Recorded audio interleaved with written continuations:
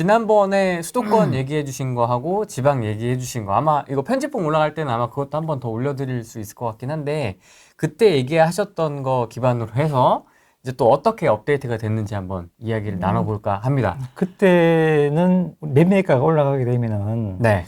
전세 가격이 떨어지면서 시장이 좀 더 안정적으로 갈 거라고 이야기했거든요. 네. 근데 지금 반대예요. 반대. 전세가가 더 오르고요. 네. 매매가가 더 오르기 때문에 지금 전세 가율이 올라가고 있어요. 네, 이렇게 되고 있습니다. 네, 지금. 그래서 시장이 지금 상승으로 가고 있는 거 맞습니다. 단기 상승인지 아니면 다시 스타트 하는 건지 그건 구분을 하셔야 되거든요. 네. 근데 이제, 좀 어려운 게 뭐냐면은, 네. 우리 2013년부터 지금까지 하나의 사이클을 볼 것인지, 중간에 우리가 이제 2020년, 21년, 23년 넘으면서 그때 뭐 금리 있었고, 그죠? 임대차 3법 있었잖아요. 예. 그런 것을 변수로 좀 빼고 하나의 사이클을 볼 건지, 네네. 그걸 넣어서 하락한 다음에 재상승할 건지, 다시 시작했다고 할 건지를 구분하셔야 돼요. 어느 쪽에 가까울 것 같아요? 판단을 해야 될 것 같은데. 네. 빼면은 하나의 사이클로 연결되는 거고, 빼면. 네. 빼야 되잖아요. 그걸 연결시켜서 하락을 한 사이클을 보게 되면은 하락을 다시 시작하는 걸 되죠. 어떤 게 맞는 것 같아요? 아, 어렵다. 어렵죠, 그죠? 그래서 되게 어려운 거예요. 그래서 저도 이게 구분이 잘 안 되는데요. 일단 26년까지는 상승이 간다고 보고 있고요, 저는요. 그 문제는 27년부터는 어떤 또 계기가 있을 건데, 예. 원래 이제 분양을 많이 하게 되게 되면은 27년에 입주가 되거든요. 네, 네. 그 26년까지 입주가 없기 때문에 이 시장이 바뀔 그건 없어요. 없고. 정해진 미래. 26년까지. 네, 26년까지는. 그 27년이 문제인데 그때는 지금 판단이 좀 일러요. 아직 물량이 다 안 나왔어요. 네, 안 나오기 때문에. 그리고 그때 또 대선 겹치잖아요. 네. 정책적 영향도 좀 받거든요. 잠시 동안. 그런 어떤 공약이라든지 이런 것 때문에. 그런 것도 좀 감안해야 되고. 그래서 지금은 길게 볼 건가 짧게 볼 건가 그거 판단이 되게 어려운 시점이지만은 상승 구간에 들어가는 건 맞다 보고 있고요. 그 또 한 게 뭐냐면은 이 상승이 어디서 나오는가가 되게 중요하거든요. 네. 이게 뭐냐면은 우리가 주식으로 비교하게 되면은 우리가 금리가 떨어져서 주식 올라가죠. 부동산도 자산시장 그렇잖아요. 그럼 올라가잖아요. 코인도. 코인도 그렇고. 근데 결국은 어떤 그 개별 주식들이 개별 주식들이 그 기업의 어떤 수익이 늘어나게 되면은 어떤 그 기업의 가치가 수렴하잖아요. 네. 이익을 많이 벌면은. 네. 똑같죠. 주택에서 수익은 월세죠. 그걸 바꾸면 전세잖아요. 네. 전세가 올라간다는 의미는 수익이 늘어난다는 의미가 똑같거든요. 그렇죠. 똑같아요. 근데 그게 뭐냐면은 그 우리 전세가 우리는 뭐냐면은 미래의 현금 흐름이거든요. 주식으로 치면 미래의 현금 흐름이 현재 가치 할인하는 게 주가잖아요. 네. 똑같아요. 지금 전세가 올라가는 걸 갖다가 현재에서 미래를 땡겨봤거든요. 올라가면 땡겨봤습니다. 네. 그렇게 해야 되거든요. 우리 시장 구조상. 그래서 전세가 올라가게 되면 주식의 실적이 좋듯이 매가가 자연스럽게 올라가는 거예요. 근데 이게 과거에는 전세가 상승이 금리 하락에서 오거든요. 전환율 바뀌면서. 네. 근데 이게 공급에서 오잖아요. 공급에서 오게 되면 얘는 말릴 수가 없어요. 이게. 공급에서 오는 것은 무슨 의미냐면은 그 어떤 기업이 장사를 잘해서 수익을 엄청 벌고 있는데 이 기업이 망할 거라고 하면 망하겠어요? 안 망하죠. 전세가가 지금 공급 부족해서 전세가 올라가는 거잖아요. 그러면 매매가 떨어진다 하면 이게 안 되는 거예요. 이게 논리가 안 맞다는 거죠. 네. 수익이 엄청 잘 내고 있는 기업한테 니 망한다가 되겠어요? 안 된다니까 이게. 전세 상승이 어디서 오는가 되게 중요한데 이게 공급에서 시작됐다. 내가 그런 말씀 드렸잖아요. 금리의 이제 역할은 끝나고 공급의 시간이 돌아온다 말씀드렸잖아요. 네. 그래서 지금 돌아온 거죠. 근데 서울 수도권이 너무 빨리 돌아왔어요. 그걸 제가 왜 생각했냐, 왜 곰곰이 생각해봤냐 하면은 여러 가지 이유가 있는데요. 첫 번째, 수요 측면에서는 빌라 쪽에서 문제가 생겼잖아요. 네. 역전세 문제, 네. 사기 문제. 네. 네. 그 수요들이 아파트 수 넘어왔고요.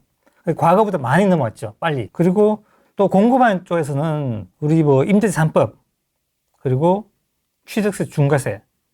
공급할 수 있는, 전세 공급할 수 있는 그런 루트가 다 끊겨버렸어요. 그러니까 수요 공급 밸런스가 엄청 깨졌죠. 네. 들어온 쪽하고 공급한 쪽에서 깨졌잖아요. 그러니까 수도권에서 가장 먼저 움직이는 거예요. 예, 문제가 생기는, 빌라의 문제도 가장 크게 생겼고, 그죠. 그래서 그 문제들이 생기면서 전세 수급이 바로 올라가거든요. 네. 전세 수급이 올라서 매가가 올라가는 거는, 이거는 우리가 뒤로 돌릴 수가 없어요. 이게 저 그래프 한번 보여드릴게요. 이 제 책의 첫 번째 책에다가 이 그림이 들어가 있어요. 네. 근데 이게 과거에 보게 되면 이게 우리 전국 입주 물량인데 입주 네. 물량의 전세 수급이에요. 입주 물량이고요. 막대 그래프가. 네. 여기 이제 이 실선이 전세 수급이에요. 네. 여기가 평균 이고요. 여기가 빈 공간 있죠. 요렇게. 이때 전세 수급이 많이 올랐어요. 오르면서 이때가 매매가 상승이 전국적으로 일어났던 구간이에요. 근데 이제 우리가 과거에 2008년부터 2012년까지는 수도권은 오르지 않았죠. 그죠? 요 구간에 포함되어 있거든요, 있기는. 근데 수도권 워낙 크다 보니까 이제 그 시간이 좀 필요했던 거고, 지방 같은 게 이때부터 올랐거든요. 근데 지금 여기 한번 보세요. 지금 여기잖아요. 이게 구멍이 큽니다. 크죠? 근데 이게 26년 물량이 지금 완전 거의 다 됐거든요. 근데 한개 남은 게 27년 물량이에요. 근데 이게 보면은 올해까지는 괜찮죠? 네. 딱 펴주는 여유가 있죠. 똔똔. 네. 네. 내년부터 문제인 거예요. 근데 이게 3년 누적되게 되면요. 대부분 상승해요. 제가 3년 누적 공략 엄청 중요하다 했잖아요. 맞습니다. 그 내년부터 이제 시작되거든요. 25, 26, 27인데 27년 물량이 정말 중요한 거예요. 27년 물량이 우리가 입주가 물량이 많지 않다면은 사람들 굉장히 급하게 느낀다. 왜냐하면은 입주가 많으면은 분양을 받아 놓잖아요. 그러면 분양 받아 놓기 때문에 시장이 상승해도 급한 게 없어요. 입주할 때가 있으니까. 근데 입주가 없으면은 조바심이 나기 시작한다고요. 내가 전세 살고 있는데 분양 받아놨잖아요. 근데 입주할 게 있으면은 괜찮죠. 밖에 상승하더라도. 근데 입주할 게 없어요. 근데 밖에 막 상승하잖아요. 그러니까 이분들 엄청 심리 쫓기거든요. 쫄리죠.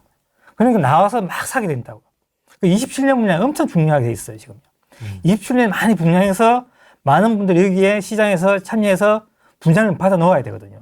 그렇지 않으면은 25년, 26년 시장이 굉장히 상승을 할 수 있는 압력이 굉장히 커져요. 데이터가 없지만은 어떨 것으로 좀 조심스럽게 예측을 하세요? 물량에 대해서? 27년 물량에 대해서? 지금 약간 늘어나고 있는 건 맞아요. 약간 늘어나고, 분양이 조금 늘어나고 있긴 있어요. 근데 지금, 우리가 필요한 한 35만 가구, 전국적으로. 이 정도 넣을 수 있을까는 그거는 조금 의문인데, 그건 지역별로 이제 차별이 있을 거거든요. 그래서 27년 정도 되게 되면 아마 지역별로 차별화가 생길 수 있어요. 올라간 지역, 떨어진 지역, 네, 이렇게 될 가능성이 큽니다. 27년은. 27년. 네. 지금 제가 분석해 보자면. 서울 수도권은 지금, 네, 지금 제가 데이터가 없는데, 안 가져왔는데, 26년까지는 무조건 없고요. 27년 또 여기는 지금 입주가 완성 안 됐기 때문에 지금 분양해야 하거든요. 그럼 뉴스 보니까 최근에 경기도 쪽에 분양을 좀 많이 해요. 6월 들어서 뭐 2만 6천 가구인가? 분양한다고 이렇게 나오더라고요. 네. 많이 해야 됩니다. 굉장히 위험한 시기예요. 지금의 상승을 일시적 상승이다. 혹은 뭐 여러분들 너무 많이 들으셨겠지만 데드캣 바운스의 시작이다. 라고 얘기하시는 분들도 있긴 있거든요. 적지 않습니다. 그 의견에 대해서는 좀 어떻게 보십니까? 일시적 상승에 대한. 아니죠. 수도권. 그건 지나갔죠. 그거는 금리가 그 역할을 다 했고요. 이제는 공급이 그 역할을 해야 되는데, 공급이 그 역할을 하려면은 공급이 들어야 되잖아요. 그럼 공급은 금방 되는 게 아니잖아요. 그래서 그렇게 될 가능성은 거의 희박하다고 봐야죠. 지금 집 사지 말라 이런 얘기들도 많이 하시고 또 어떤 쪽에서는 아니다 바닥 찍었다 지금 무슨 소리를 하는 거냐 이렇게 이제 아주 팽팽하게 갈리고 있는 상황입니다. 이거 그래프 한번 보여드릴게요. 이게 전세 수급 그래프인데요. 네. 수도권이에요. 등락은 굉장히 있죠. 이게 뭐냐면은 공급량에 따라서 일시적으로 변동성 막 생겨요, 수급이. 근데 전체적인 큰 흐름을 우리가 여기 밑에 꼭지점을 연결시켜 보면은 하나의 사이클이 만들어지거든요, 수도권이요. 신기하죠? 네. 여기 뭐냐면 여기 제가 그때 말씀드렸잖아요. 여기가 우리가 2016년에 했어요. 이렇게 내려오고 있었잖아요. 네. 내려오고 있는데 여기에 정책이 임대차 3법이었어요. 가만 놔뒀으면 되는데 네. 해가지고 이렇게 됐거든요. 그래서 여기 내려왔죠. 네. 지금 보세요. 급하게 지금 올라가고 있어요. 이게 지금 5월까지 수도권 전체가 118이고 네. 서울이 130까지 올라왔거든요. 얘가 160 정도 올라가면 매매가 상승하기 시작합니다. 근데 지금도 벌써 상승하기 시작했잖아요. 네. 160 되게 되면은 지역에 관계없이 다 상승하게 돼 있어요. 근데 거기 좀 남았어요. 그래서 올 가을이나 4분기, 아니 내년 1분기 되면 시작하거든요. 그래서 이게 바닥이 여기예요. 22년 12월이 최저점이에요. 45. 이렇게 떨어진 적은 한 번도 없거든요. 근데 여기가 이걸 뭐로 했냐? 금리로 했다니까요. 금리가 이렇게 만든 거거든요. 네네. 그러니까 금리가 만드니까 올라오는 속도가 굉장히 빠르죠. 공급이 있으면 천천히 올라올 겁니다. 금리는 지금 이제 풀릴 가능성만 남아 있으니까. 그런 것도 있고 금리가 어느 정도 어떤 변동성이 낮잖아요. 크게 올라가면 크게 떨어지도 않고. 예. 그렇죠. 그러니까 시장의 영향이 작아지는 거죠. 대신에 공급 영향이 커지고 전세 수요 공급이잖아요. 전세 수요 공급인데 이걸 해결할 수 있는 게 없어요. 정부가 이걸 못해요. 오늘 발표가 나오긴 했는데 전 뭐 쓸데없는 것만 나왔더라고요. 네. 전세 주거 안정을 위해서 뭐 어쩌고저쩌고 하겠다는데. 그래서 전세 결국에는 투자자의 어떤 도움이 필요하거든요. 내년 되게 되면은 규제를 풀기 시작할 거예요. 투자자에 대한 규제가. 왜냐하면은 드디어. 안 풀고는 해결이 안 되니까. 예, 안 풀고 해결이 안 되고 또 뭐냐면은 최근에 이제 매물을 막 늘어나고 전세가 줄잖아요. 매물 보게 되면은. 네.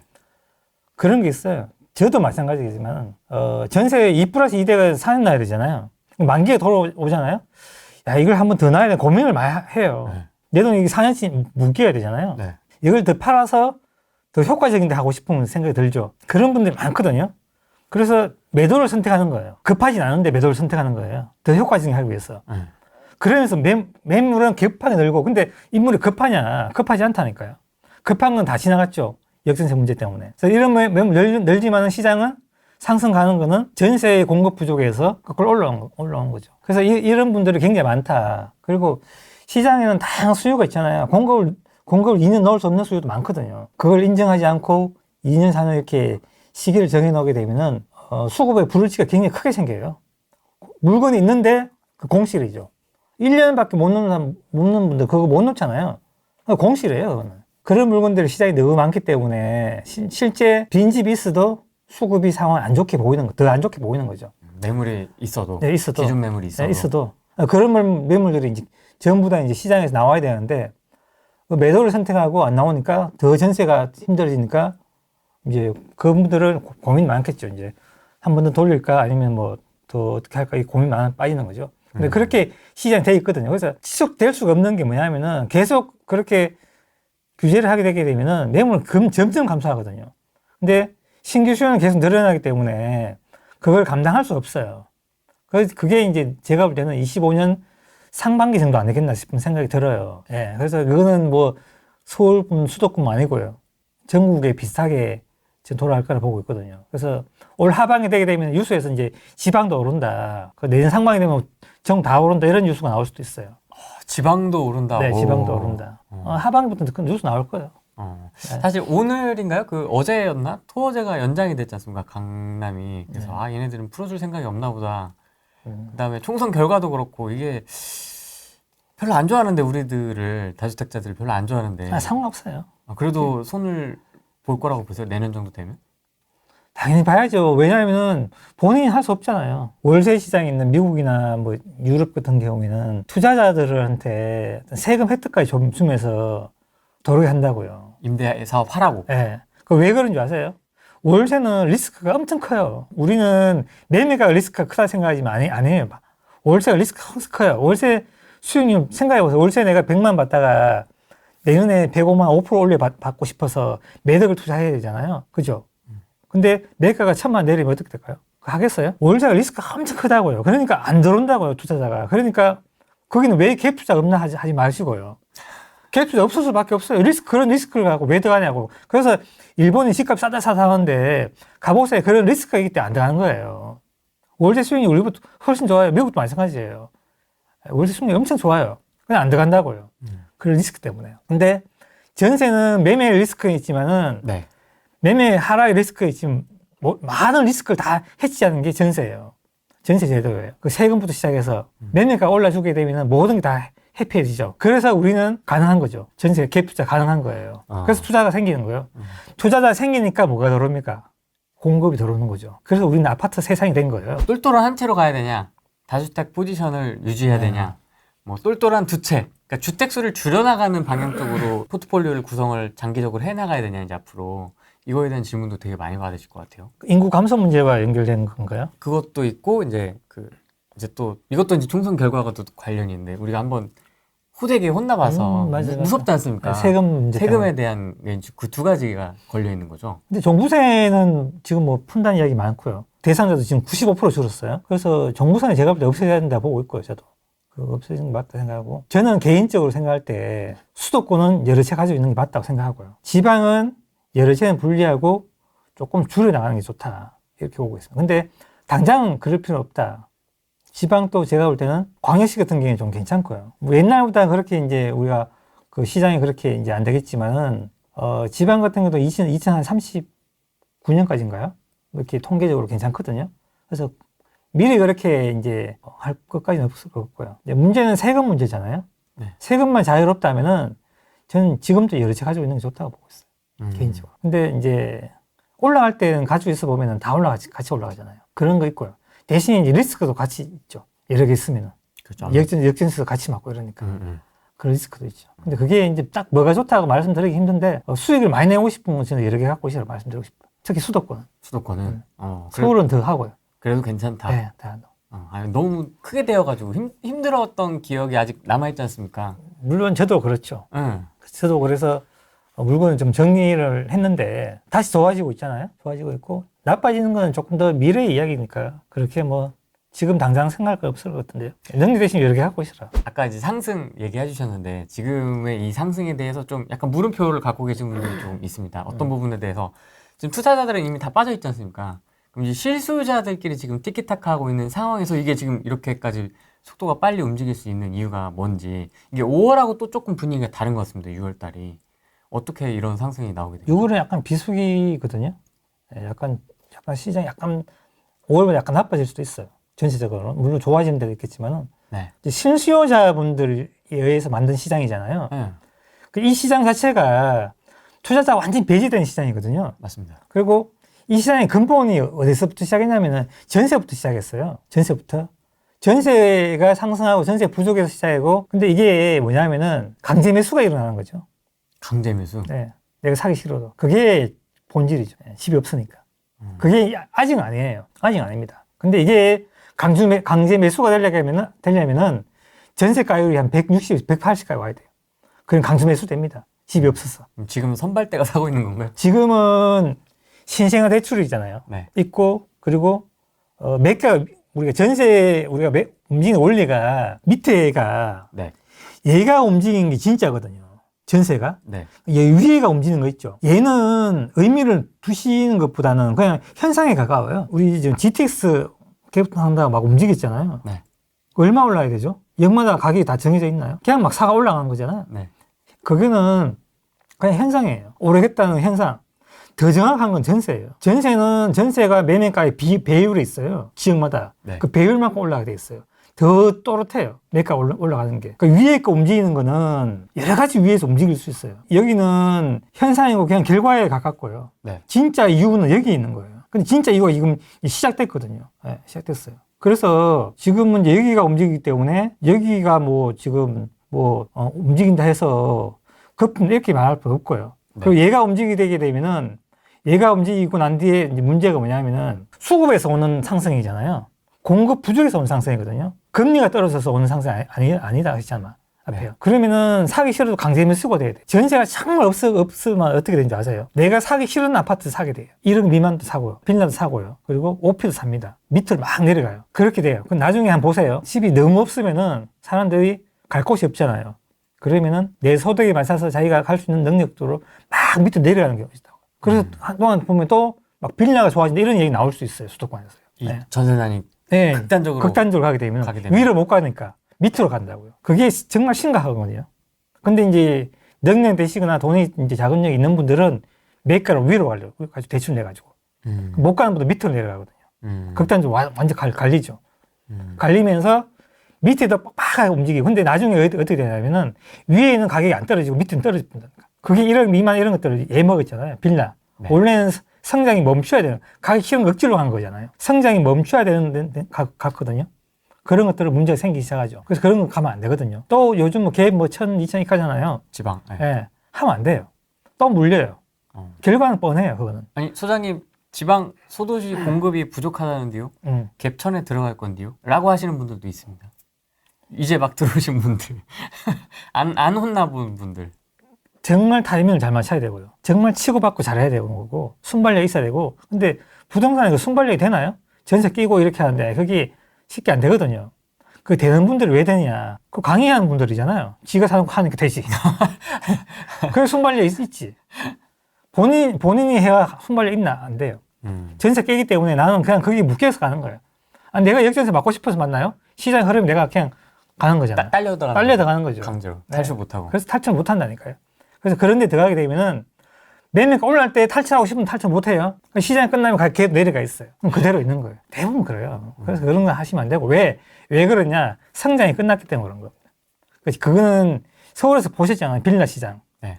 빌라의 성장이 끝났는데 그 빌라는 재건축을 태워서 아파트라는 걸로 해서 바꿔줘야 되는데 그걸 안 하고 그냥 놔두니까 이제 원래는 그걸 월세로 가야 되거든요. 성장이 끝나면 월세로 가야 돼요. 월세로 가야 되는데 주인 입장에서는 매가 상승을 바라니까 전세 넣고 또 들어온 세입자 이상에는 월세가 싫으니까 또 들어오죠. 그게 맞물렸죠. 네. 근데 문제 터졌잖아요. 네. 그러니까 불해버려 지금 어떻게 됐어요? 월세로 팍 가고 있잖아요. 지금 월세 엄청나게 가고 있죠. 그래서 월세 가면서 월세가 또 오르죠. 네. 제가 했잖아요. 이게 성장이 멈추면 월세가 올라간다 했잖아요. 그게 원래 그래요. 그러니까 이번 상승에서 제가 그런 말씀 드렸어요. 이번 상승은 매매가 상승에서 끝나지 않을 거라고 이야기 말씀드렸어요. 그때 오래전 이야기했는데 왜냐? 성장이 둔화는 반드시 월세가 동반하게 돼 있어요. 그렇게 돼 있습니다. 그래서 월세 빌라가 올라가는 건 월세가 올라가는 건 그런 이유 있습니다. 그래서 그게 다음 시장 어디냐면은 지방 구축 아파트예요. 이제 수도권 얘기해 주셨고 지방의 지금 분위기와 앞으로의 시장이 어떻게 흘러갈지 좀 궁금합니다. 지금 뭐 다들 거의 대부분일 거래요. 아마 열의 여덟은 수도권을 보고 있으니까 서울, 강남, 뭐 핵심 이런 데만 보고 있으니까 사실. 그게 제일 먼저 움직이고 제일 관심 많은 지역이니까 어쩔 수 없죠. 근데 또 수요가 많고요. 전세 수요가 그 서울에 많잖아요. 그렇게 이 시장 자체가 전세가 움직이는 시장이기 때문에 자가 보유율이 제일 낮은 데가 서울 수도권이잖아요. 네. 그것도 서울이잖아요. 그렇게 낮은 유후가 있는 분들이 움직이니까 가장 먼저 움직이는 시장이 될 수밖에 없는 환경이고요. 그래서 뭐 그건 어쩔 수 없는 거고 이제 지방으로 내려가는 거죠. 지방 내려가게 되는데 지방도 이제 작은 도시들은 지금 움직이기 시작했고요. 이제 우리 그렇습니까? 네. 지방 여기 한 개 제가 예를 갖고 왔잖아요. 전주시 한번 보세요. 여기 지금 전세 상승하고 매매 상승이 일어나잖아요. 그러네요. 네. 근데 이 이유가 한 개예요. 여기 보세요. 공급이 없잖아요. 여기 보시면은 이쪽에 이게 적정수 이거 아니거든요. 이거 안 믿고 여기 위에 있어요. 네. 여기 위에 이렇게 있는데 이게 누적돼서 없으니까 여기는 강제 매수가 일어나는 거예요. 강제 매수가 일어난다고요. 여기만 그런 게 아니고 전주, 김천, 영주, 상주, 영천, 안동, 진주 올라간 도시예요. 안동, 진주 이런 데까지는 조금 빡센데? 네. 여기를 가라는 얘기가 아니고요. 네. 여기가 왜 오르는가 공부를 해보라는 거죠. 공부를 해봐라. 네. 왜 오르는가. 이유는 단 한 가지. 금리 똑같잖아요. 대출 여기 뭐 더 해주나요? 안 해주죠. 똑같잖아요. 이유 한 개요. 수급. 네, 수급 문제예요. 전세 상승이 매매가 밀어 올리는 거예요. 이 문경시장 보세요. 오, 다 빨갛습니다. 문경시 상승률 0.17 나와요. 이 공급 그래프 한번 보세요. 진짜 작은 그릇이긴 하네요. 네. 그죠? 인구가 얼마 안 되니까 10만도 안 되니까. 근데 오르고 있잖아요. 신기하지 않나요? 신기하다. 나라를 망한다면서요. 여기 인구 24% 줄었어요. 근데 아니야 오르네. 제 책에 우리 이제 예상 시나리오가 우리나라에 했는 게 있어. 2045년 준다는 거, 인구 준다는 거. 그거 똑같은 게 어디냐면 상주예요. 경상북도 상주가 우리가 1990년부터 기억이 잘 안 나는데 24% 줄어요. 인구가. 줄었어요. 지금 상주 오르고 있거든요. 왜 오른 줄 아세요? 왜 그러는 거죠? 공급이 더 많이 줄었죠. 왜 공급 주는 줄 아세요? 그 전세 제도가 만든 공급 환경이에요. 우리는 아파트가 공급하잖아요. 아파트를. 네. 그 아파트를 공급하기 때문에 대규모 공급이에요. 대규모 공급. 우리 한 채 한 채 이렇게 지는 거 아니잖아요. 미국 같은 거 한 채 한 채 찍고 일본도 한 채 한 채 지어 팔아요. 그죠? 대규모 아파트 같이 우리가 1,000채, 2,000채 이렇게 안 짓는다고요. 그건 잘 없어요. 우리는 지으면 몇백 채 짓잖아요. 어떤 데는 10,000세대 짓잖아요. 대규모 공급은 건설사에서 큰 리스크겠어요. 맞죠? 한 군데만 잘못 지으면 어떻게 돼요? 부도죠. 그거 부도예요. 네. 회사가 날아가요. 그렇죠. 막히면 끝. 예. 근데 인구가 없는데 공급하겠어요? 잘못 지으면 망하는데 회사가. 수요가 줄면은요. 공급은 더 빨리 줄어요. 우리나라 특성상. 아파트라는 특징 때문에. 그 전세제도가 특징 때문에. 있기 때문에. 전세제도가 있는 이유가 투자자가 있기 때문에. 그러니까 투자자 도움 없이는 절대 대규모 공급이 일어나지 않습니다. 우리나라 그래요. 그 전세를 공부해 보면은 정말 재미있는 일들이 많이 생겨요. 웃긴다. 정말 재밌어요. 24%가 인구가 줄었지만 네. 공급은 훨씬 많이 줄죠. 아파트 자체가 그냥 거의 뭐. 이렇게 되니까 공급 띄엄띄엄 생기잖아요. 구멍이 그냥 뽕뽕 뚫려 있습니다. 왜 이렇게 공급해야 안 망하거든요, 회사가. 아니, 연결해서 지으면 망한다니까요, 회사가. 0이에요, 0. 그죠? 0이죠. 0이잖아. 여기 보세요. 빵빵빵. 빵빵빵이잖아요. 이렇게 공부가 여기 이제 지을 거예요. 왜냐? 올라가니까. 조금 지어줘야지. 네, 지어주는 거야. 이제 분양이 되니까, 올라갔으니까. 왜? 이렇게 해야지 건설사도 살아남죠. 전세 제도가 있는 한은 이렇게 되고요. 전세 제도가 사라지게 되면 어떻게 되냐? 공급도 줍니다. 월세는 공급 못 늘려요. 모든 나라의 특성이에요.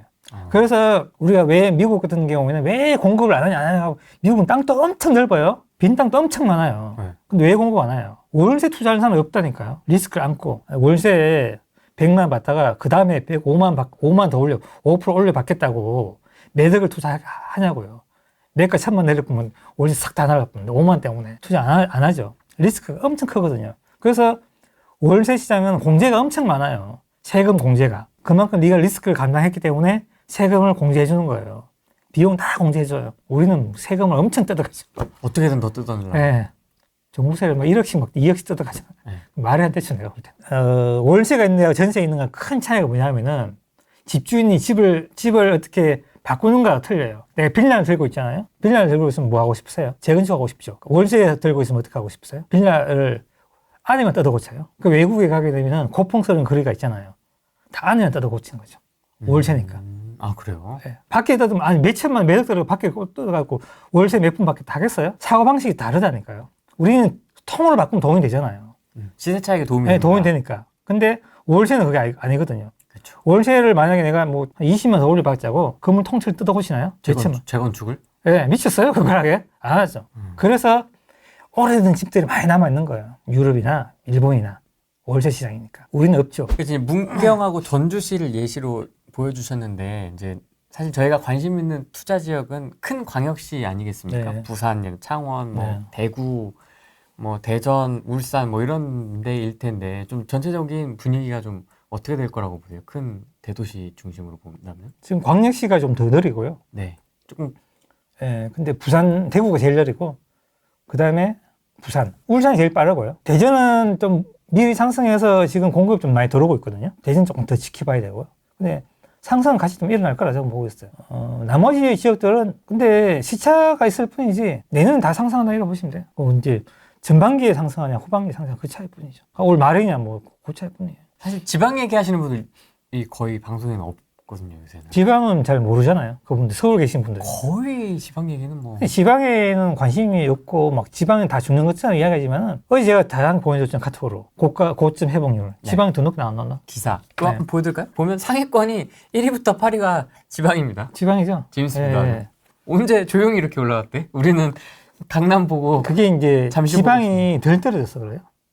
그런 것도 있고 작은 도시들의 회복이 좀 빨랐어요. 지금 이제 소도시로 묶여있는 강원도 있잖아요. 네. 강릉, 뭐 춘천, 뭐 원주 이렇게 작은 도시들이 상승이 좀 빨라요. 지방에도 마찬가지고요. 경북에 있는 작은 도시를 대부분 다 상승하고 있거든요. 대구하고 경산 빼고 그런 것들이 회복이 빠르니까 저렇게 통계가 나온 것 같아요. 광주, 울산 어떻게 보십니까? 광주는 네, 곧 좋아지죠. 광주도 물량이 너무 없어요. 울산은 이제 곧 울산이 제일 빠를 거고요. 얼마 안 남았죠, 울산은. 요 오분 가을이나 올 연말 아무리 늦어도 내년 초 곧 시작한다 봐야죠. 대기업 친구들 돈 많이 벌겠다. 그렇죠. 근데 울산이 특성이 있어요. 울산이 전세 자가 보유율이 굉장히 높은 도시거든요.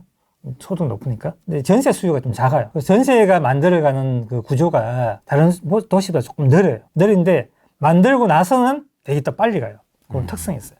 그 지역마다 약간 특성이 있어요. 전세 수요가 작아요. 왜냐하면 집을 사버리거든요. 전세에서 모여서 가야 되는데 지금은 전세가 시장을 만들어가고 있는데 전세 수요가 작다 보니까 만든 시간이 약간 필요하거든요. 근데 공급량을 보면 벌써 올라야 되는데 좀 느리게 움직이는 거는 그런 이유가 있는 거예요. 지역 특성상.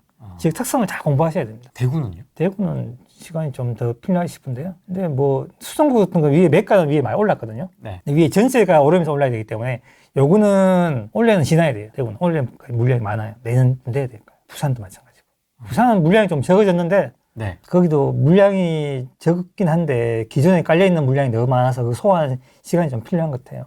제가 볼 때는. 그래서 부산이 대구보다는 조금 더 빠를 것 같고요. 가격 면을 보게 되면 메릴 때는 대구가 더 있죠. 가격을 보게 되면 대구가 좀 빠른 것 같기도 하고요. 공급량을 보게 되면 부산이 빠른 것 같기도 하고 비슷비슷해요. 수성구 안 싸던데요? 수성구 고점, 그 저점이 많이 올랐죠. 네. 네. 수성구가 아닌 다른 데도 괜찮다고 보세요? 무서워서 쫄보라. 아이, 괜찮죠. 아니, 그래도 광역시고 200, 뭐 한 좀 40만 도시인데. 대구를 무시하지 마라. 예. 그거는 시장 구조상 이 중심 역할하는 지역이 있잖아요. 네.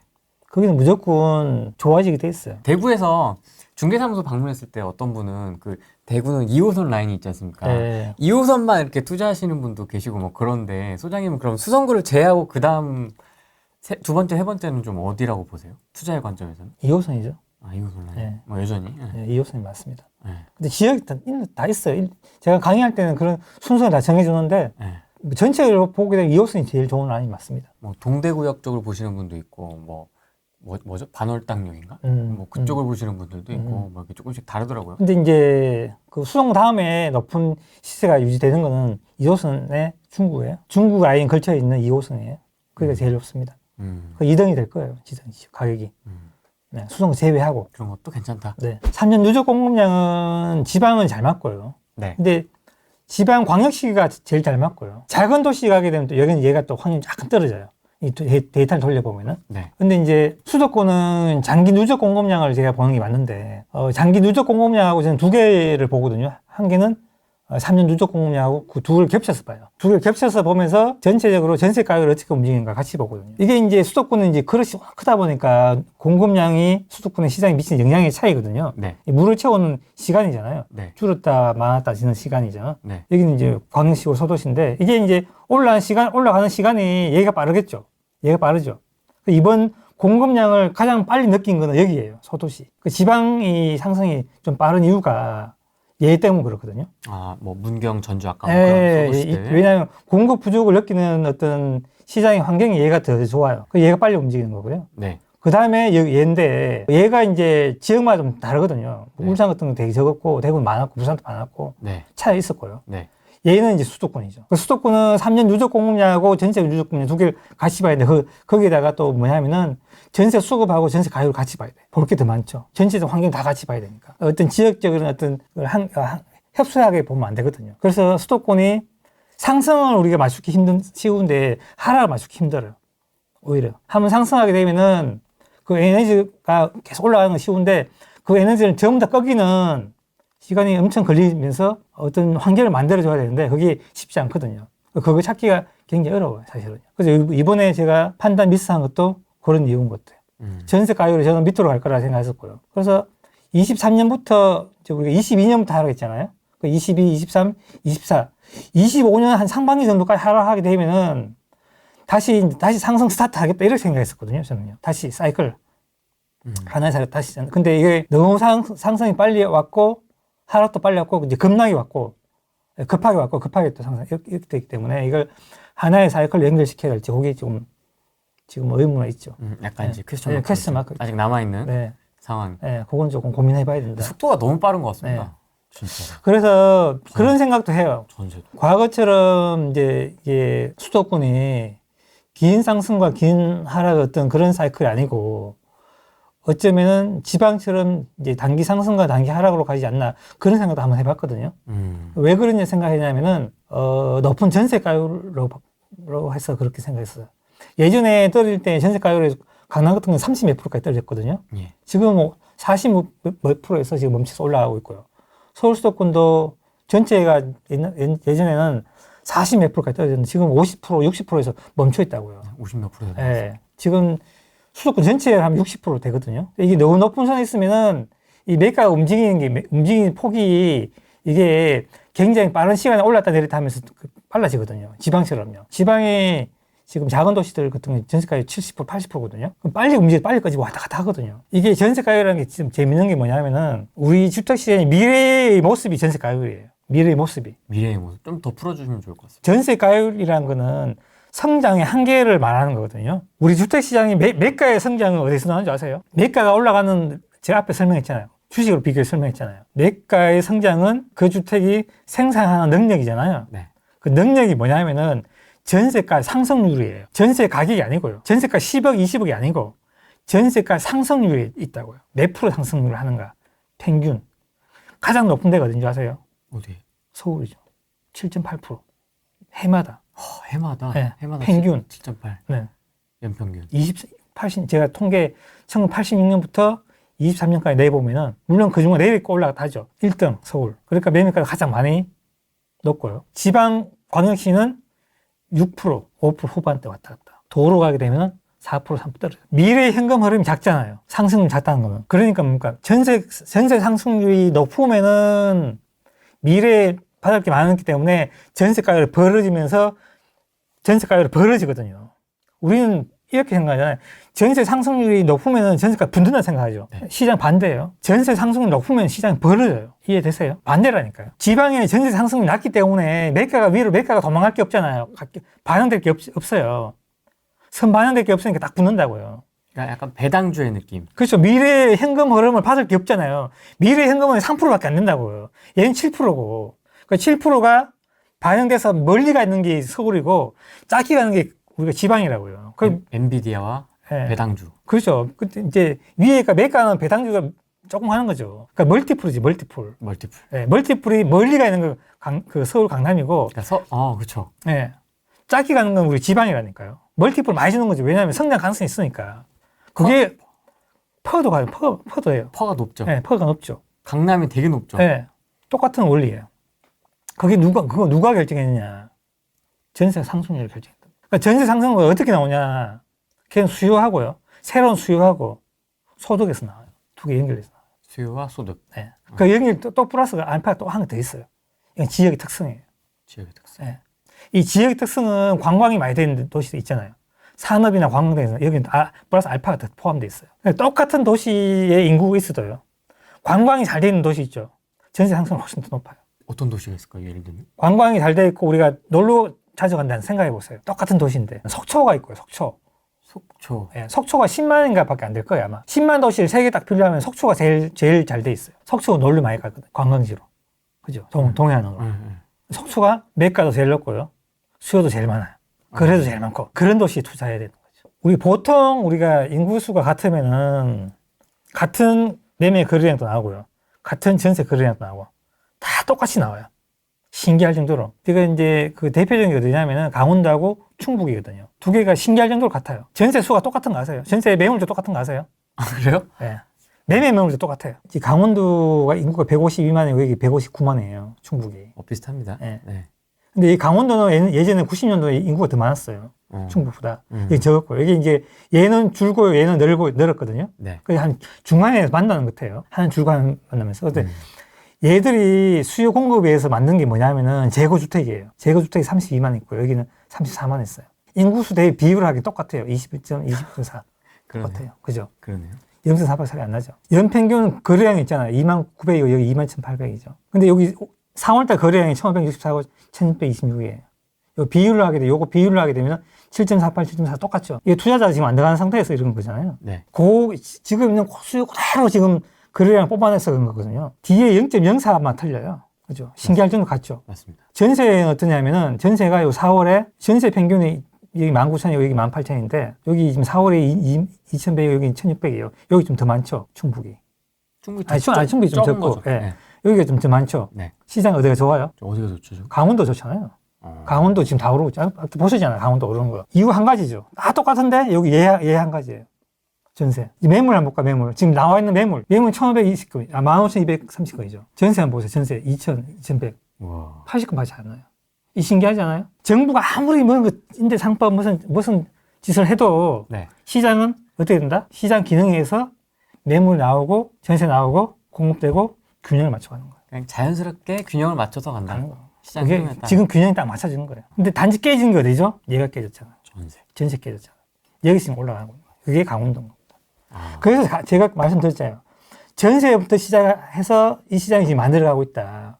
매매는 그냥 하나의 현상의 결과일 뿐이다. 그래서 매물량을 갖다가 우리가 매물량이 지금 서울에 8만 2천 거 8만 최대치라 하고 지금 폭락을 외치는 분들 있으면은 이거 한번 보시라고 말씀드리고 싶어요.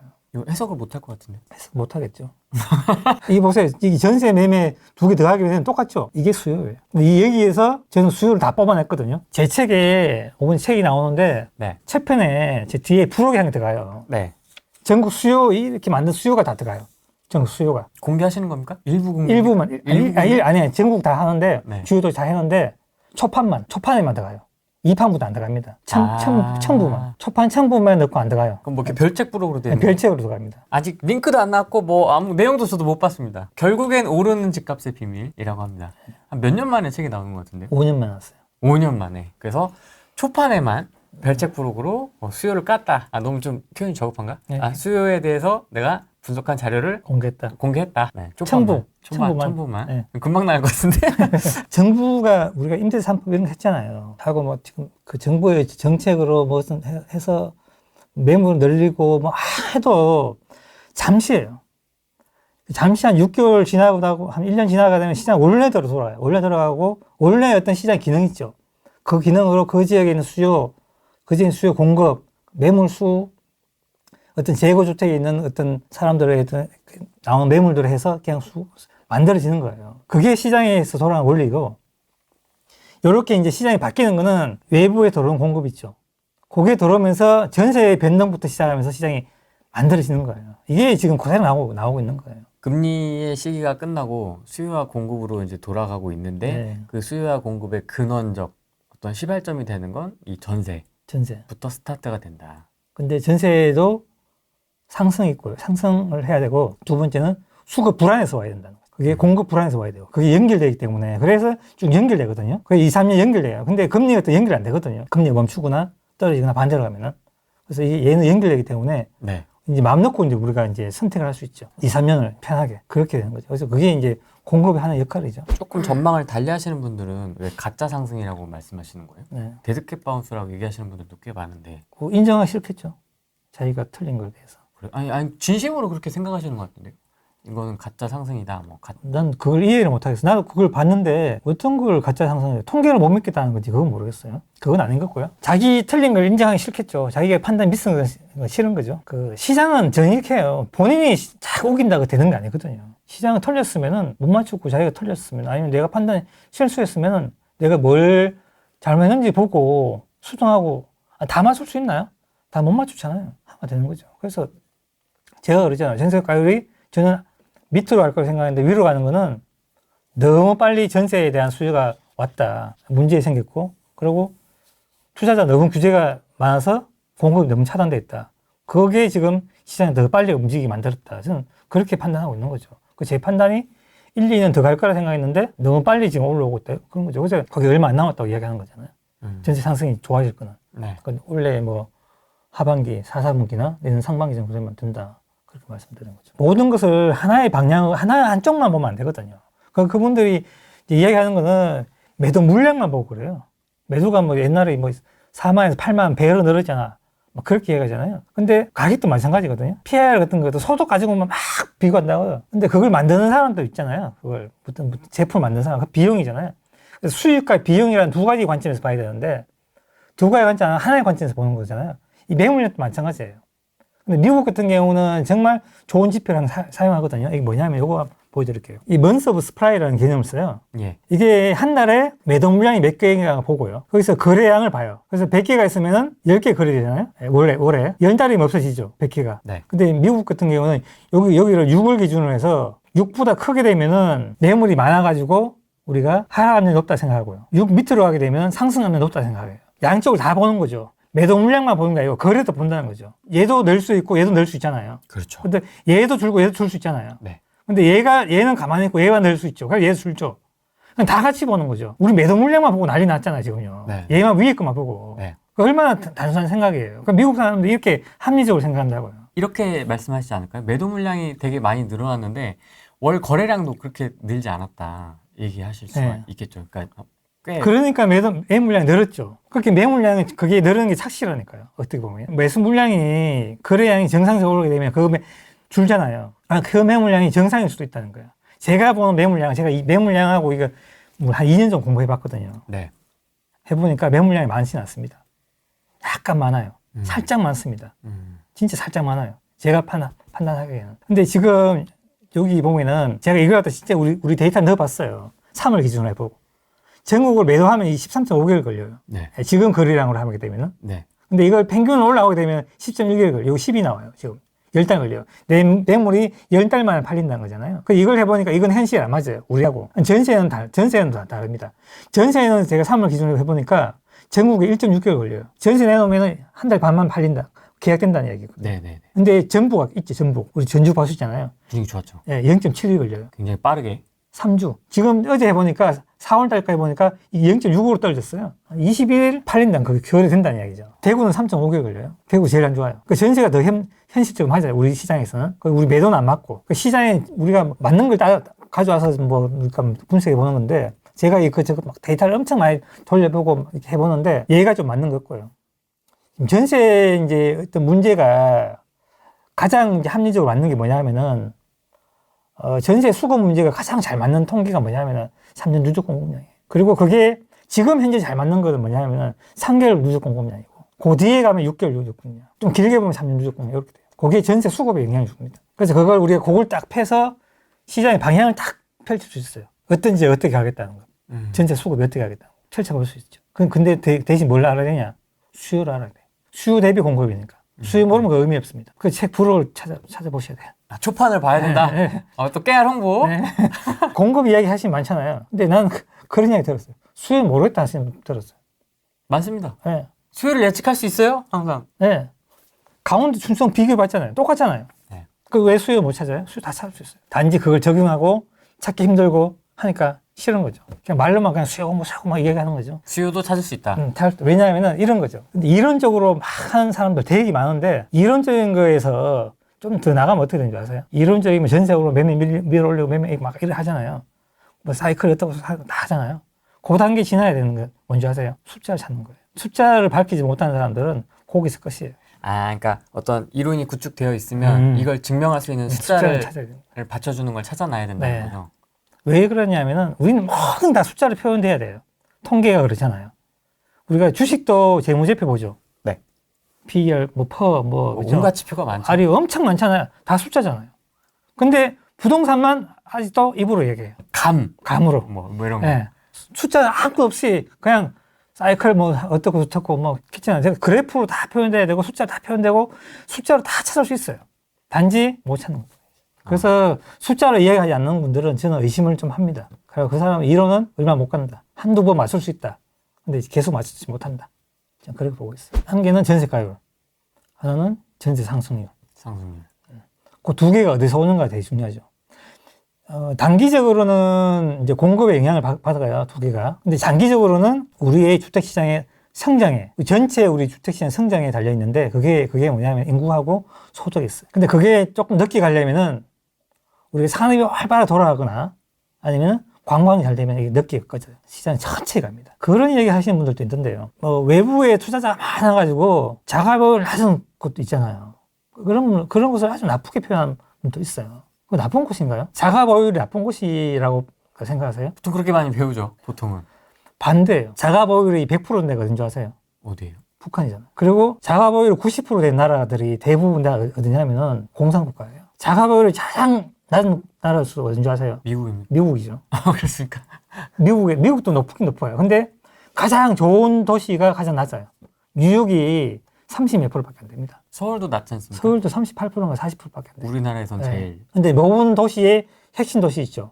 자가보유 다 낮아요. 원리가 그런 거예요. 외국에서 다 거기 도하니까 그런 거예요. 집 떠나 투자할 정도로 매력이 있다는 그렇죠. 거죠. 외국에서조차 투자하고 싶은 곳이라는 거죠. 이제 서울 같은 경우는 전 세계 관광이 오는 숫자가 10위권이거든요. 10위권이니까 우리가 상식적으로 생각할 때 우리가 주택 수요만 이렇게 있다 생각하잖아요. 근데 거기 에어비앤비도 놓고 막 하잖아요.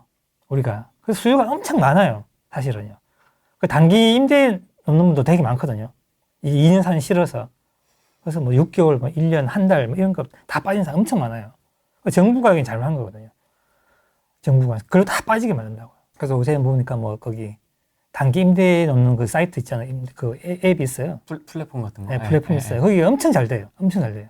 왜냐 그런 수요가 엄청 많기 때문에. 그거 굉장히 좀 좋다고 보고 있어요. 긍정적이라고 보고 있어요. 최근에 또 막 그런 강의나 이런 사업 노하우 알려주는 것도 굉장히 좀 활성화가 많이 그거 저는 굉장히 권하는 편이에요. 있더라고요. 네, 괜찮습니다. 왜냐하면 우리가 장기적으로 보면 우리 월세 시장 가거든요. 전세 가율의 높이가 월세 시장이 높이기도 해요. 전세 가율이 80%면은 그 시장은 월세가 80% 가야 되고요. 전세는 20% 남아있는 거와 똑같은 거예요. 우리 지방의 소도시 가게 되면은 전세 가율이 80%가 이래 되거든요. 근데 그 도시 가서 거래량을 조사해보면요. 월세 거래가 훨씬 더 많아요. 왜 그런지 아세요? 집주인이 전세를 끼고 해보니까 매가가 안 오르는 거예요.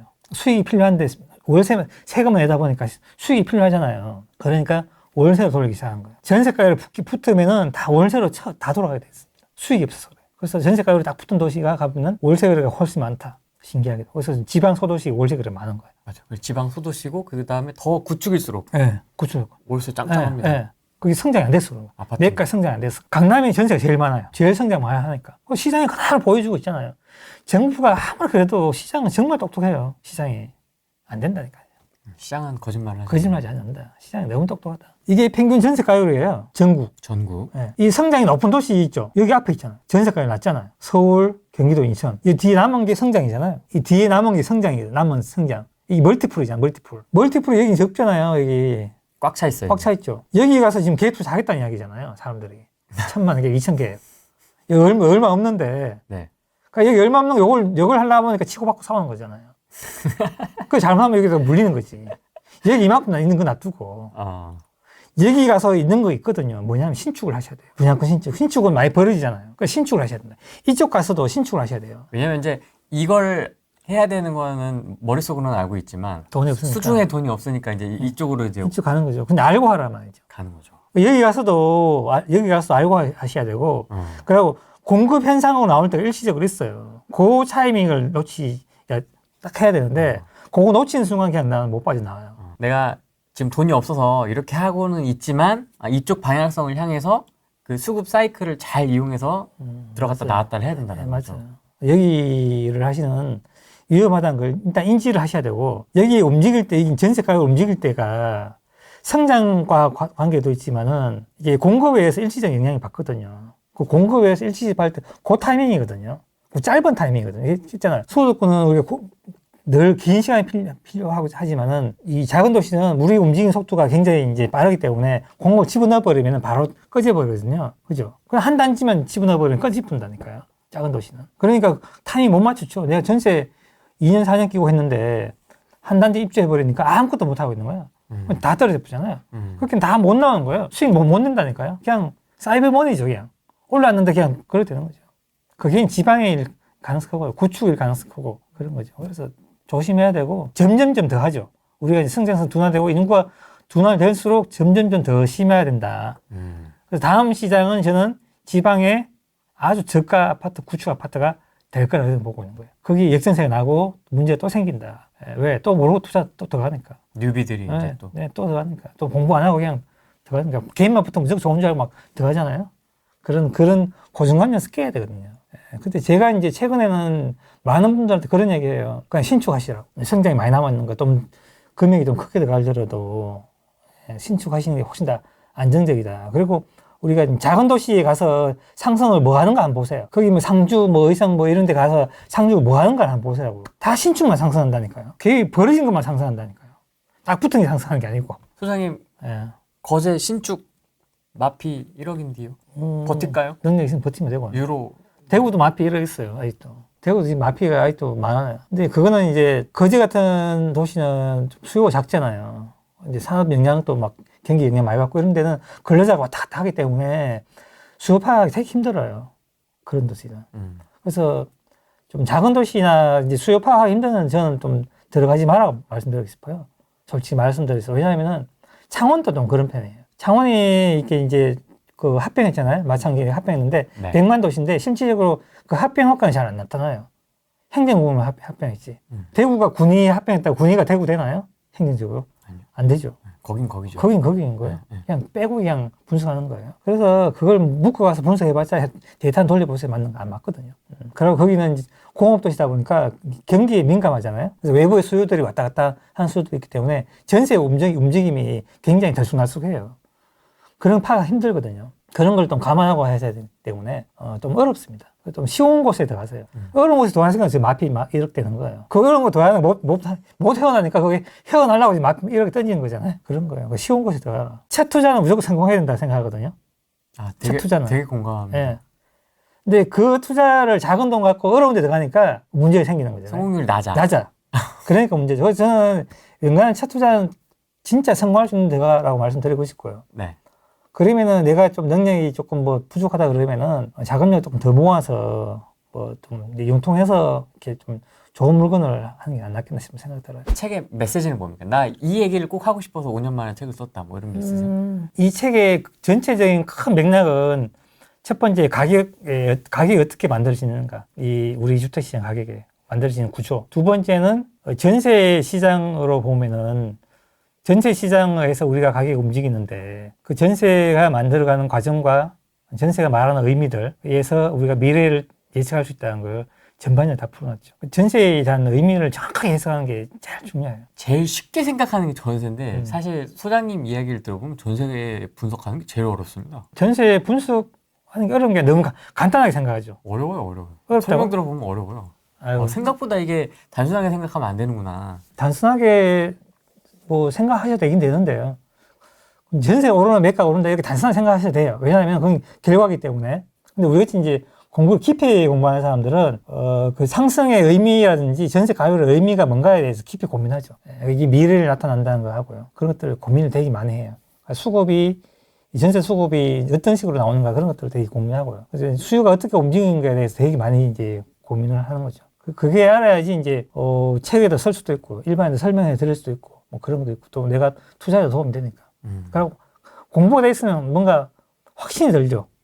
불안한 게 없어지고 매가가 막 움직이다가 갑자기 매가가 정체해요. 몇 달 사이에. 그러면 사람은 불안하잖아요. 흔들리죠. 막 네. 이거 투자한 게 맞아? 약간 이런 근데 생각. 안 불안한 사람이 있죠. 왜냐하면 공부된 사람 안 불안하죠. 일시적이다. 아니 이거는 계절적인 어떤 요인이다 이렇게 인식하는 거죠. 그럼 소장님은 투자할 때 그렇게 딱 들어가세요? 아 이제 내가 투자한 건 확실해. 거의 그렇죠. 이렇게 거의 불안한 게 없죠. 중간에 막 이렇게 해도 이렇게 흔들리거나 이러지 그런 않아요? 거 없습니다. 전혀 없습니다. 어차피 갈 거니까. 네. 오. 그건 제가 투자하는 건 그것뿐만 아니고요. 딴 거 투자해도 비슷해요. 다른 거 투자해도 그게 확신이 들면 그냥 하고 단기적으로 떨어진 것에 대해서는 그렇게 관심 안 가져요. 무주택자. 네. 지금 집 사요? 사야 되죠. 사야 됩니까? 지금 사야 되죠. 지금 사야 됩니까? 전세 상승하고 있잖아요. 그러면 사라는 신호예요. 사람 신호다. 네. 일시적인 상승 아닙니까? 27년 이후에는 제가 모르겠는데요. 네. 그건 이제 좀 더 지켜봐야 되겠고, 네. 26년까지는 시장 안 변하니까 사실은 그게 좀 불안하다면은 분양을 받으세요. 능력되시면. 그리고 미분양된 거 사셔도 괜찮아요. 왜냐하면 앞으로 고분양가가 나오기 때문에 미분양된 거 사도 그런 효과가 누리거든요. 신축이니까. 그래서 신축 효과를 좀 보시는 게 좋다. 앞으로 이제 장기적으로 보게 되면은 저는 이제는 조금 이제 구축은 조금 이제 멀리하고 신축 위주로 하는 게 맞다 이렇게 보고 있어요. 그럼 신축은 어느 정도까지 신축이라고 보세요? 5년 미만이죠. 입주권, 분양권 5년 미만. 이 정도? 네. 그게 효과는 더 있을 거예요. 그게 어디서 나오냐면은 지방 도시에서 다 나오고 있어요. 지방의 소도시에서 미리. 지방 소도시 공부하게 되면요. 우리 미래가 다 보여요. 다 나오고 다 이야기하고 있다니까. 지방의 인구가 25% 줄었잖아요. 25% 줄고 그가 들여다보게 되면 뭐 상상하게 딱 들여다보게 되면 다 있다니까요. 그게 우리 미래의 모습이죠. 그거 똑같이 하면 되잖아요. 왜? 수요가 그렇게 선택하고 있으니까. 그렇게 공부하시면 좋을 거예요. 우리 주택자분들은 뭐 지방은 작년부터 제가 계속 하라고 했잖아요. 서울은 뭐 조금 고민해보라고 말씀드렸나 모르겠는데 네. 지금은 이제 하시는 게 맞죠. 지금 이제 올라가니까 또 그거 하잖아요. 또 고점 사기 싫으니까. 그러니까 고민하는 거예요. 전세는 엄청 빠르게 올라가고 있고 매매가 지금 올라가는데 이거 맞아? 이제 지금 이 상태가. 근데 이제 낮게 샀으면 고민 안 하는데 좀 올랐잖아요. 또 올라간 걸 또 사기 또 싫은 거죠. 그런 요인도 있고. 근데 제가 어차피 저점 사는 건 힘들거든요. 저점에 사신 분들은 제가 대부분 실수요자일 거예요. 그분이 알고 산 거 아니거든요. 지금 사셔도 된다. 특히 지방은 좀 빨리 좀 사시라. 빨리 사시라. 네, 마피 좀 이러고 있을 때 사시라. 내년 되면 늦다. 내년 네. 되면 올 연말부터 이제 뉴스가 슬슬 나오기 시작한다. 어. 여기 보세요. 여기 전북이잖아요. 여기 아까 전주가 많이 오른다 했죠. 네. 수급 여기 보면 제일 높죠.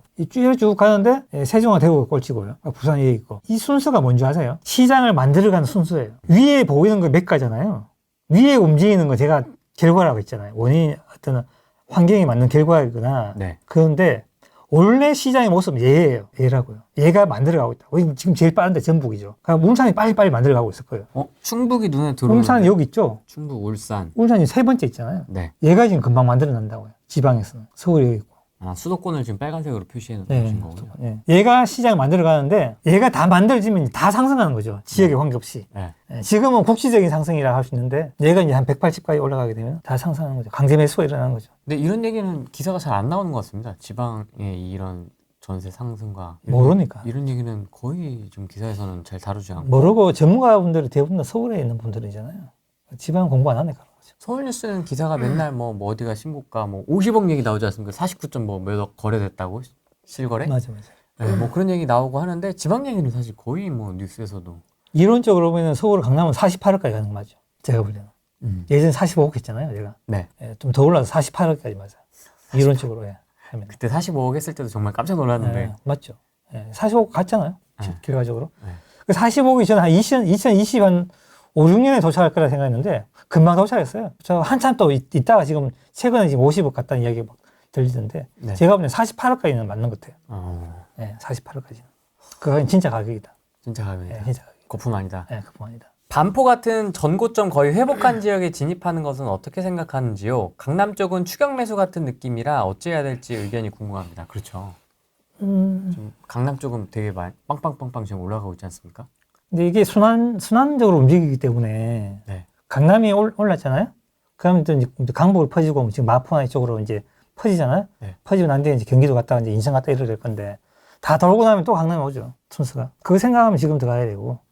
예, 지금 고점 보고 못 들어가는 건 어쩔 수 없어요. 그거 나는 못 들어가겠다면 그건 어쩔 수 없고. 그거보다 조금 더 길게 보게 되면 들어가는 게 맞죠.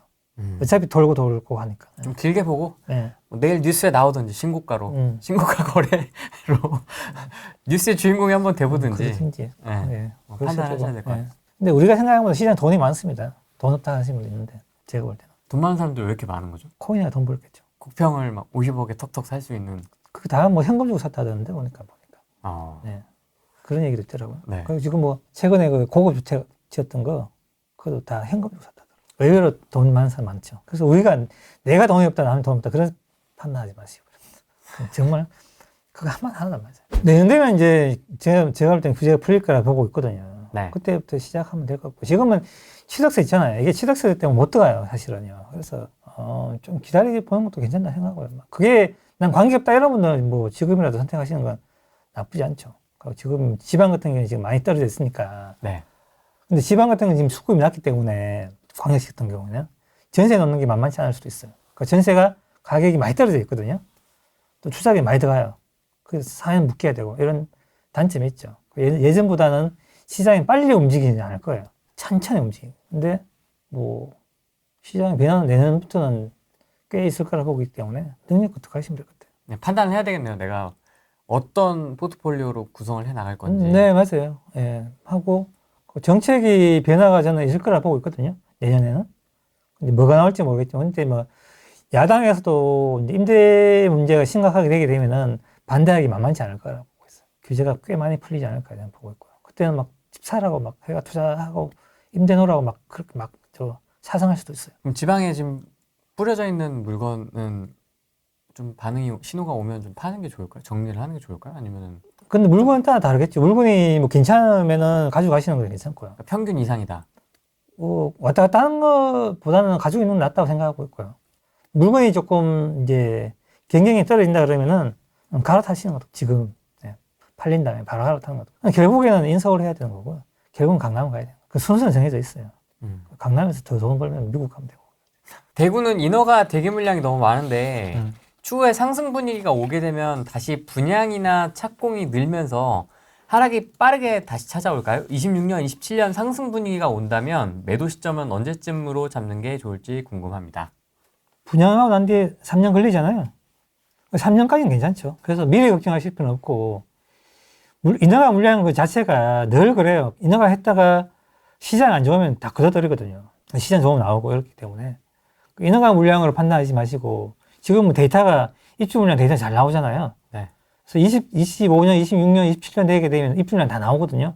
그것 보고 판단하시면 늦지 않아요. 매도 선택하지 해도. 그렇기 때문에 지금 미리 걱정하실 필요 없고요. 네. 지금 하셔가지고 상승한다 해도 3년 뒤에 이제 그때 상승 스타트하고 분양해도 3년 뒤니까 3년까지는 괜찮을 거라고 보고 있어요. 수도권과 지방 나눠서 각각 부탁드리겠습니다.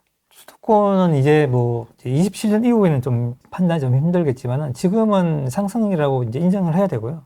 상승. 네. 그리고 이게 이제 금리에 의한 상승이 아니고 하락도 아니고요. 진짜 가격이 이제 수급의 문제에서 왔기 때문에 네. 이제 어떤 영향을 해서도 이걸 돌릴 수는 없거든요. 정부의 어떤 역할이 끝났다고요. 정책 역할도 끝났고. 네. 그러니 방향을 못 돌려요. 그렇기 때문에 고민을 크게 할 필요는 없다고 생각하고요.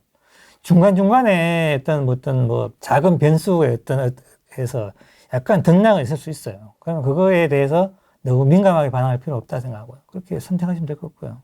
능력되시면 뭐 여러 가시는 것도 괜찮다고 보고 있고. 일시적 반등, 음, 2차 하락에 대해서는 저는 일단은 아니다. 아니다. 예. 그리고 뭐 지방은 뭐 그냥 하시면 되고, 오. 예. 대신에 신축 위주로 하셔. 구축은 위험하다. 당장은 좋아 보이는데 시간 지나 보면 또 그게 위험을 노출될 수 있으니까 그렇게 하시면 무리 없을 것 같아요. 지금 좋은 이제 환경이 다시 오니까 네, 잘 선택하시면 좋겠어요. 알겠습니다. 오늘 여기까지 하겠습니다. 네네. 네. 고맙습니다. 감사합니다. 안녕. 안녕 한번 해주세요. 사랑. 네.